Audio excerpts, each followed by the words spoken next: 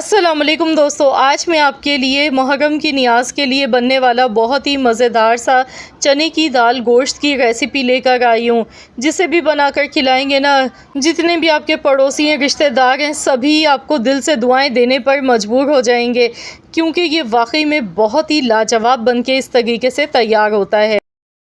सबसे पहले हस्ब ज़रूरत कुकिंग ऑयल लेंगे और अब इसमें हम एक दरमियाने साइज़ की प्याज शामिल कर देंगे। प्याज को सुनहरा कलर आने तक फ्राई करना है। गैस का फ्लेम हाई रखेंगे, हाई फ्लेम पर प्याज फ्राई कर लेंगे। साथ ही में खुशबू के लिए 2 अदद तेज़पात के पत्ते डालेंगे और साथ ही में खुशबू के लिए 2 अदद बड़ी इलायची का इस्तेमाल करना है। सिर्फ ये 2 मसाले ही आपने डालने हैं। तो बस यहाँ पर देखिए प्याज फ्राई हो गई, तो अब हम इसमें गोश्त शामिल कर देंगे। 750 ग्राम मैंने गोश्त लिया है, हड्डी वाला गोश्त है। तो गोश्त डालने के बाद अच्छी तरह से इसे इतना पकाएंगे कि गोश्त का जो कलर है ना वो चेंज हो जाए। इससे ये होगा कि गोश्त की एक जो कच्चेपन की स्मेल होती है वो ख़त्म हो जाती है। तो ये स्टेप आपने लाजमी करना है। साथ ही में 2 टेबल स्पून भर के पिसा हुआ लहसुन का पेस्ट इसमें शामिल करना है। अब लहसुन के पेस्ट के साथ इसी तरह से गोश्त को अच्छी तरह से फ्राई करना है। 7 से 8 मिनट तक लाजमी गोश्त को शुरू में आपने फ्राई करना है। जैसे ही गोश्त फ्राई हो जाएगा तो इसमें हम टमाटर शामिल कर देंगे। तो मैंने यहाँ पर 3 दरमियाने साइज़ के टमाटर लिए, 1 टेबल स्पून खुश्क धनिया लिया है, 1 टेबल स्पून पिसा हुआ ज़ीरा, आधा चम्मच हल्दी पाउडर का डाला है, कुटी हुई लाल मिर्चें 1 चम्मच डाली हैं, नमक हस्ब ज़रूरत। बस ये सारे मसाले डालने के बाद कुछ सेकंड्स के लिए अच्छी तरह से मिक्स करते हुए इन्हें भून लेंगे। फिर हम इसमें हस्ब ज़रूरत इतना पानी डालेंगे कि गोश्त अच्छी तरह से गल जाए। तो यहाँ पर देखिए अब मैं इसमें पानी शामिल करूँगी।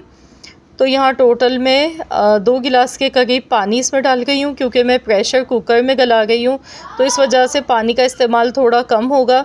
अगर आप नॉर्मल बर्तन में गला गए हैं तो फिर आप 4 से 5 गिलास पानी इसमें डाल लीजिएगा, क्योंकि गोश्त थोड़ा सा फिर टाइम लेता है।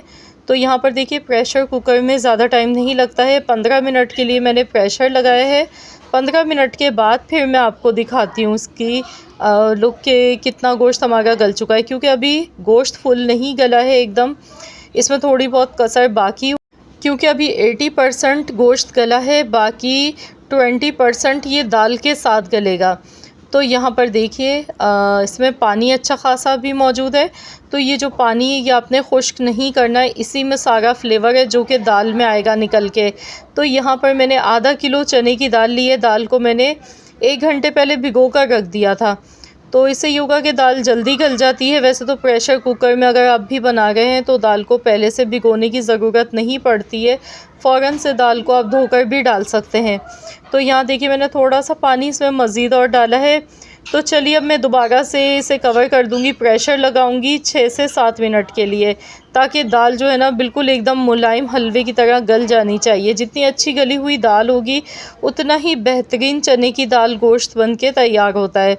तो हम अक्सर जो नियाज़ के लिए बनाते हैं ना चने की दाल गोश्त, तो ये बहुत जैसे दाल बेहतरीन सी गली हुई होती है, एकदम घुला हुआ सा होता है ना, तो बहुत ही अच्छा लगता है। इसे रोटी पर, तंदूर वाली रोटी पर रख के खाया जाता है। तो यहाँ पर देखिए 6 से 7 मिनट हुए थे, अभी थोड़ा सा इसमें पानी मौजूद है और देखिए दाल बिल्कुल अच्छी सी गल चुकी है। अब जो इसमें साबुत मसाले नज़र आ गए हैं तो इन्हें आप हटा लीजिएगा भली, क्योंकि इसकी जो खुशबू हमें चाहिए थी वो इसमें आ चुकी है। बस लास्ट में पिसा हुआ गरम मसाला पाउडर जाएगा इसमें 1 चम्मच भर के। अच्छी तरह से इसे मिलाएंगे और लास्ट में हम इसके लवाज़मात डालेंगे, जिसकी वजह से चने की दाल गोश्त बहुत ही लजीज लगता है। तो यहाँ बारीक कटी हुई अदरक ऊपर से डालेंगे। इसके साथ ही थोड़ी सी हरी मिर्चें काट के इस तरह से डालनी है, पुदीने के पत्ते थोड़े से डालने हैं, 1 गड्डी हरा धनिया कटा हुआ इसमें शामिल कर दें।